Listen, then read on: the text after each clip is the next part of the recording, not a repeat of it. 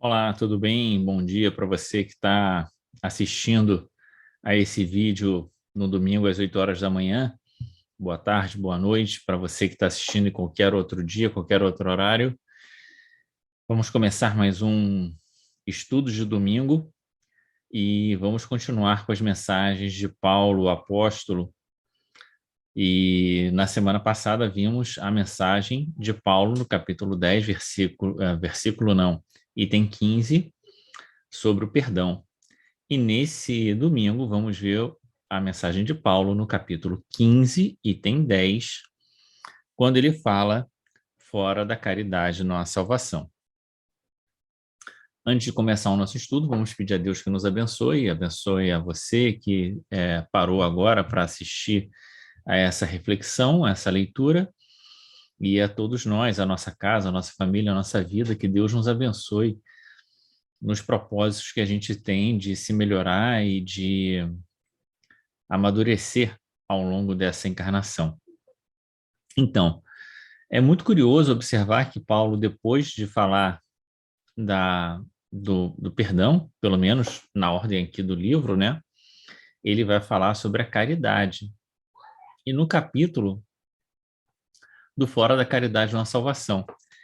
Nesse capítulo, em que as pessoas, né, confundem esse capítulo, achando que esse capítulo trata da caridade, mas, na verdade, ele trata da salvação. Então, quando Paulo faz a mensagem com o título Fora da Caridade na Salvação, ele está dentro do capítulo centrado em nos orientar da melhor maneira como nós devemos proceder para nos salvar. Então, há aqui já um pressuposto de que o Espiritismo tem uma proposta de salvação e que essa salvação, na verdade, seria a nossa capacidade de deixar esse mundo de provas e expiações, né, se tornar espíritos mais perseverantes no bem e sairmos dessa faixa de dor e sofrimento em que nos encontramos agora. Muito bem. Paulo, então, vai falar nesse capítulo como uma exortação à caridade e à salvação, não é? E quando ele faz uma exortação à caridade, é muito importante a gente lembrar que a Igreja do Caminho, né, quando Paulo estava lá e conheceu, né, Estevão e tudo mais, ali tinha um primeiro posto de assistência aos pobres, aquelas pessoas, principalmente que estavam com lepra, né? E que tinham perdido tudo na vida e encontraram ali a, um recurso, um apoio naquela comunidade de seguidores do Cristo. E é importante a gente lembrar de que nessa comunidade, né, eram pobres ajudando pobres, num certo sentido, ninguém tinha muita coisa, todo mundo ali tentando é, encontrar mais recursos para que tivesse ali o que dividir com aquelas pessoas que chegavam sem família, sem outra fonte de apoio, né? Já que o Império Romano, né, jogava eles nos chamados vales dos imundos, até que, né, Paulo teve uma ideia, né? Paulo já tinha feito uma primeira viagem com Barnabé para difusão do Evangelho. E aí, quando ele volta, né, com Barnabé, tem aquela história de João Marcos e tal, quando ele volta, ele já está mais legitimado porque ele sai como auxiliar de Barnabé e volta com o Barnabé sendo auxiliar dele. ele volta numa outra posição depois da primeira viagem, e quando ele chega, encontra aquela situação de dificuldade material de conseguir dar conta daquela pobreza que estava ali. E mais do que isso, a necessidade de pedir favores aos fariseus, aos doutores da lei, para que se conseguisse, né, dar conta daquela assistência, né, Paulo tem a ideia de fazer a segunda viagem. Por quê? Porque em troca desse favor de ajuda, às vezes material, que o farisaísmo ali, os doutores da lei, aquele pessoal todo, dava como suporte para o trabalho assistencial deles, eles tinham que cumprir determinadas exigências farisaicas, né? Era uma forma de moeda de troca exatamente para adulterar a forma de ser religiosa que o Cristo tinha ensinado. Paulo então diz assim: opa, peraí, aqui não, vamos fazer uma coisa diferente. Eu vou sair nas igrejas, nos lugares onde eu já instalei os cultos, né? As primeiras células do pensamento cristão. Eu vou voltar lá, vou fazer uma grande arrecadação de dinheiro e volto para que a gente funde aqui ele não diz isso, né? Mas é mais ou menos isso, a ideia de uma estação de trabalho.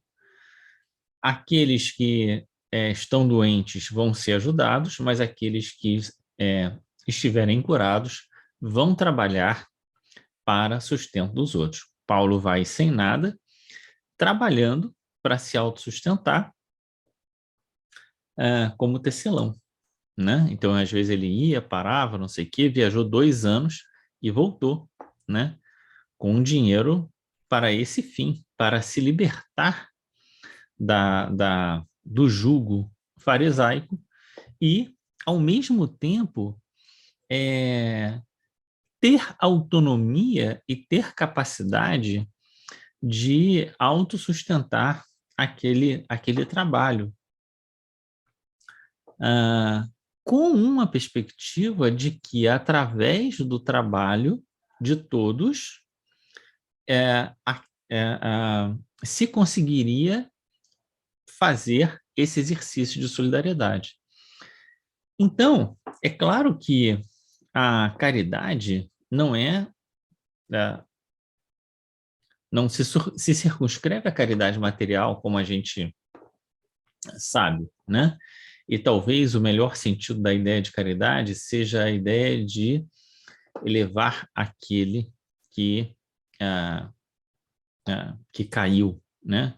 Que é a passagem do samaritano, seja materialmente, seja moralmente, né?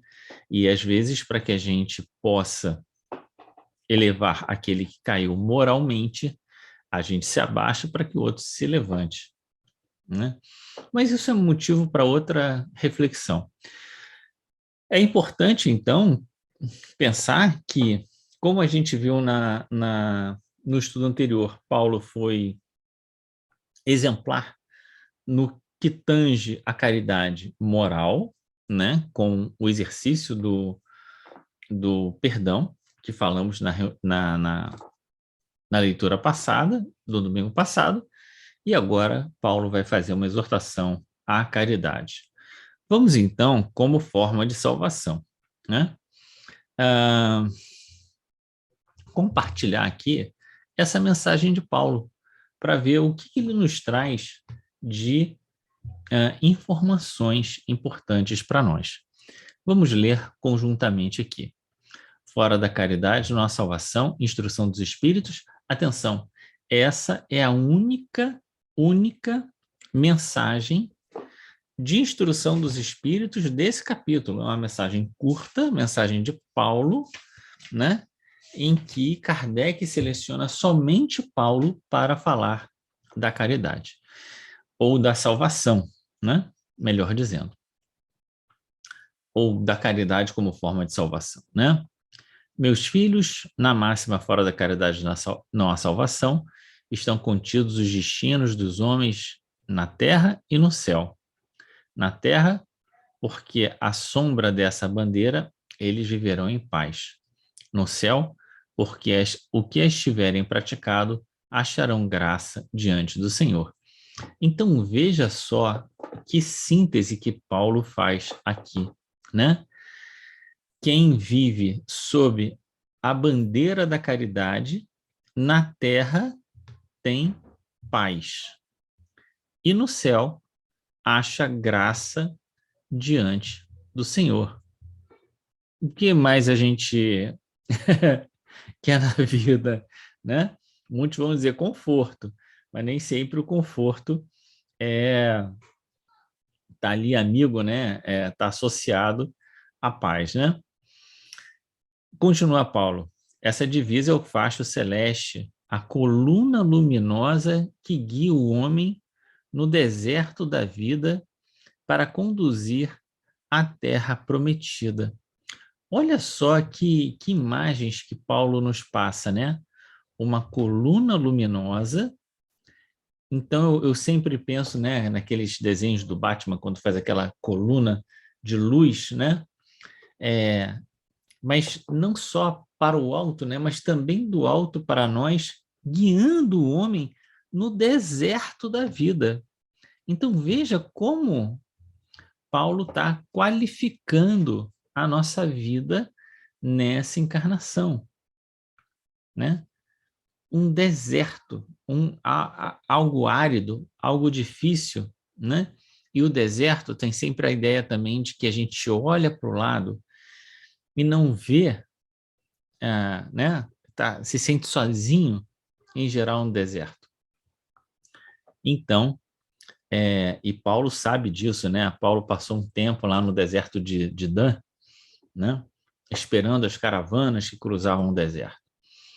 Então, a caridade é um facho celeste, a coluna luminosa que guia o homem no deserto da vida, nessa vida que a gente reclama de que a gente da secura das pessoas, de quanto a gente não encontra resposta, quantas pessoas estão deprimidas, quantas pessoas, né, uma passa a perna na outra, essas dificuldades da existência. A caridade é um bálsamo, a caridade é né, um guia, a caridade é a bandeira sobre a qual nós poderemos ter paz e que vai nos conduzir à Terra Prometida. A Terra Prometida era, né, aquela história dos judeus que iam para a Terra Prometida, etc. E que, na verdade, para nós é a ideia do reino, né? E que esse reino, né, como um reino futuro, é um reino futuro e presente, porque ele mostra aqui exatamente a ideia de que, tanto na Terra quanto no céu, nós temos já o retorno, né, o retorno positivo de vivermos sob essa bandeira. Ela brilha no céu como a auréola santa na fronte dos eleitos, e na terra se acha gravada no coração daqueles a quem Jesus dirá: passai à direita, benditos de meu Pai. Então, a gente lembra, né, a passagem dos talentos, por exemplo, quando fala de multiplicar os talentos ou enterrar os talentos. Multiplicar os talentos é viver sob a bandeira da caridade. Enterrar os talentos é usar os talentos, as nossas possibilidades, como para nós mesmos, de forma egoísta, né? Ou ainda na passagem dos bodes e das ovelhas, quando diz: quando foi que te vimos doente, quanto foi que te vimos, né, nu, quanto foi que te vimos com fome, né? Todas as vezes que tu fizeste isso a um menores, né, dos pequeninos, foi a mim mesmo que fizesse. Né? Passa à minha direita. É isso que Paulo está nos lembrando aqui nessa passagem. Então ele vai dizer, né? Ela brilha, se acha gravada no coração daqueles a quem Jesus dirá, passe à direita. Reconhecê-lo-eis a esses, né? Pelo perfume da caridade que espalham em torno de si. Nada exprime melhor o pensamento de Jesus, nada resume tão bem os deveres do homem do que essa máxima de ordem divina fora da caridade nossa salvação.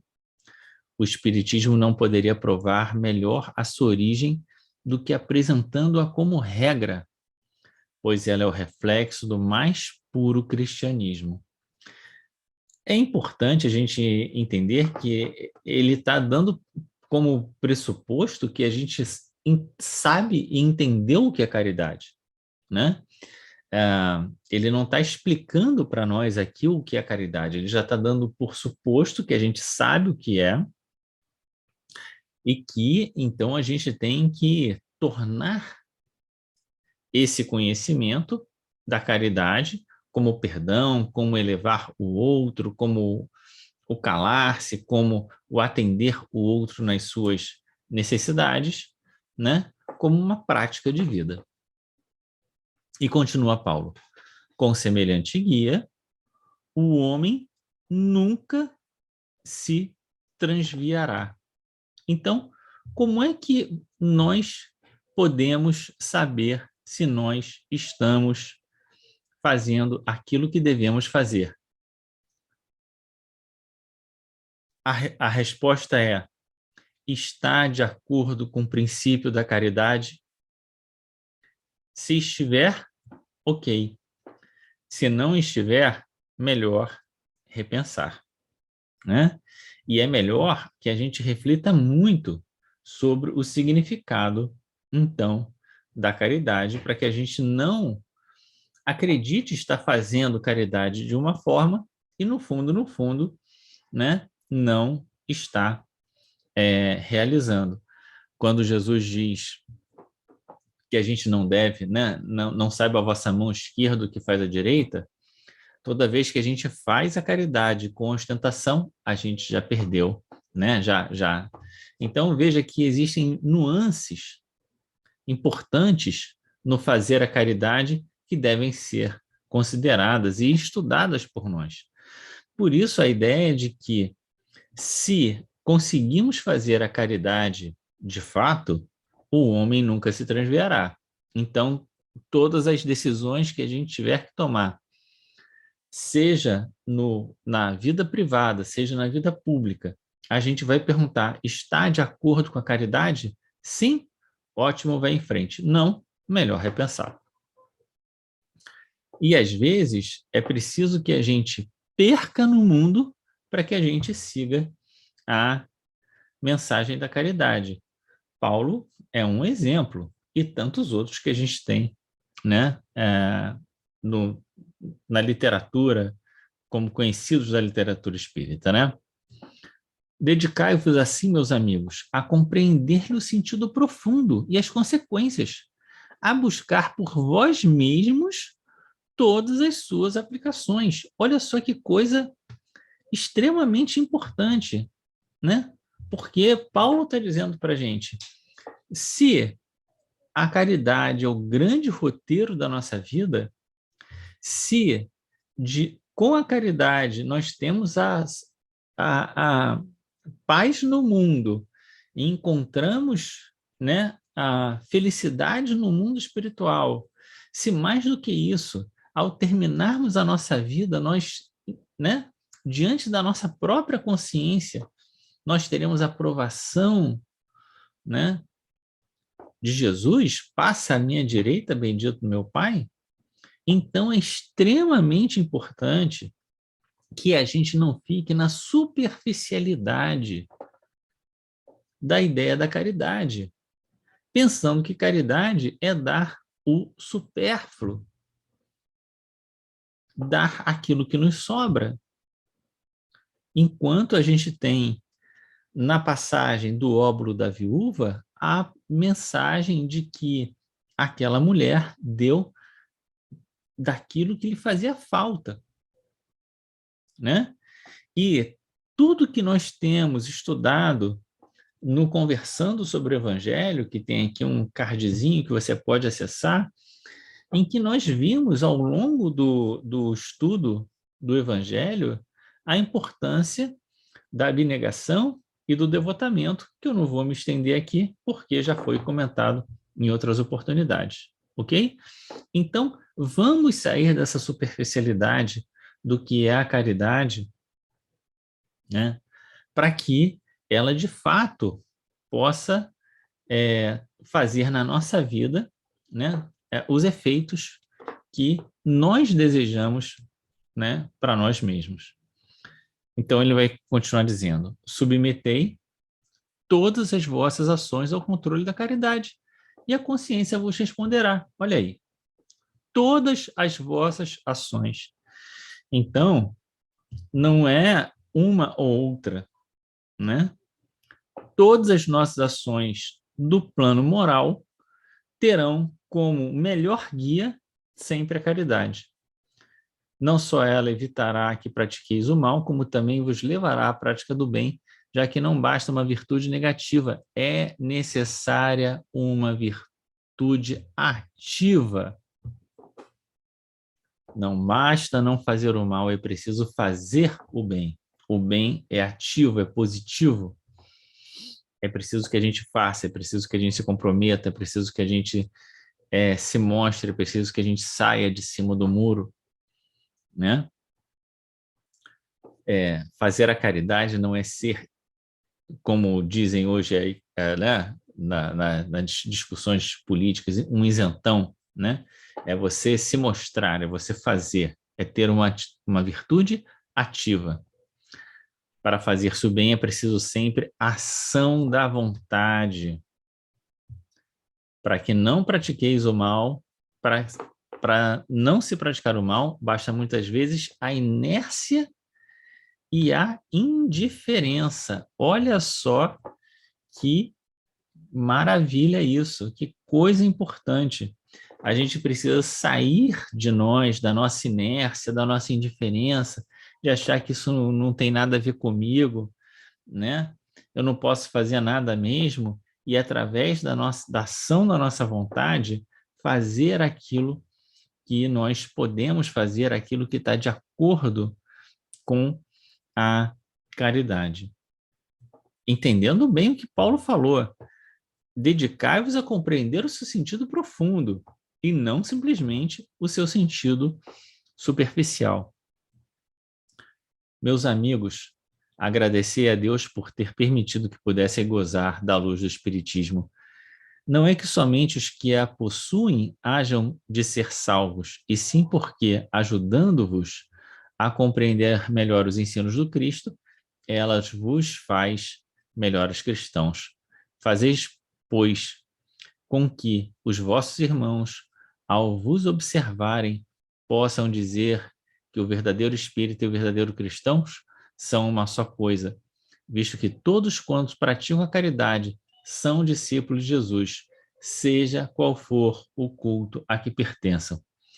Maravilha, né? Ao final de Paulo, comentando aqui dois aspectos importantes que tem aqui nesse final. Um é isso, né? Não somente aqueles que hajam, que tenham a luz do Espiritismo serão salvos, né? E ele diz aqui, né? Quem será salvo e quem é discípulo de Jesus é aquele que faz a caridade, seja qual for, né, o culto a que pertençam, né? O Espiritismo pode nos ajudar a compreender melhor as noções do Cristo e nos tornar melhores cristãos. Tomara que assim seja, né? Mas, de um lado, o ponto decisivo é se você fez a caridade ou não. Às vezes, uma pessoa que talvez não faça, não pratique nenhum culto, não, nananana, mas seja muito caridoso, ela pode ser considerado mais discípulo de Jesus do que aquele que vai à igreja ou ao centro espírita toda semana. Porque a questão não são os atos exteriores, a questão está em quanto nós nos comovemos, né? Nós nos deixamos envolver pela dificuldade do outro, nós nos dedicamos ao outro, o quanto nós somos caridosos, afinal de contas, né? Esse é o primeiro ponto. E o segundo é o exemplo, né? O exemplo. E ninguém poderia ter mais autoridade moral para falar do exemplo senão Paulo, né?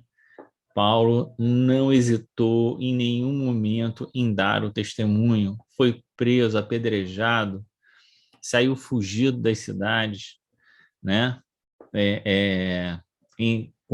Quando foi preciso, né? Mas não deixou de dar o testemunho, né? Não deixou de dar o exemplo.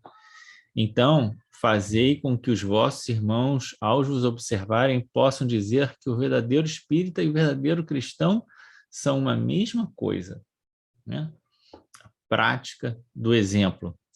E o exemplo que Paulo nos dá, não só de caridade, não só de perdão, é também do desejo sincero de fazer com que aquela doutrina, né, que o salvou, pudesse salvar também a muitos. E por isso a sua dedicação, né, o seu esforço de levar essa mensagem cristã para tantos outros corações para além da Jerusalém. Muito bem, meus irmãos, vamos terminar aqui então a nossa reflexão dessa mensagem pequena, mas maravilhosa de Paulo.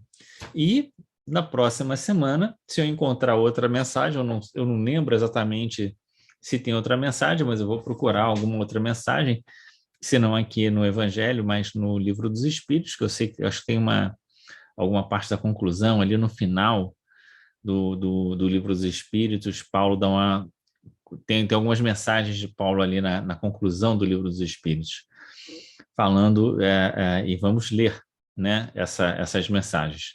Tá certo? Por aqui, vamos terminar então com essa mensagem maravilhosa da salvação através da caridade. Espero que você aproveite.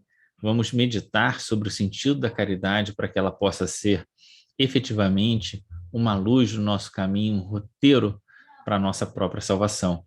Fica com Deus, um grande abraço e até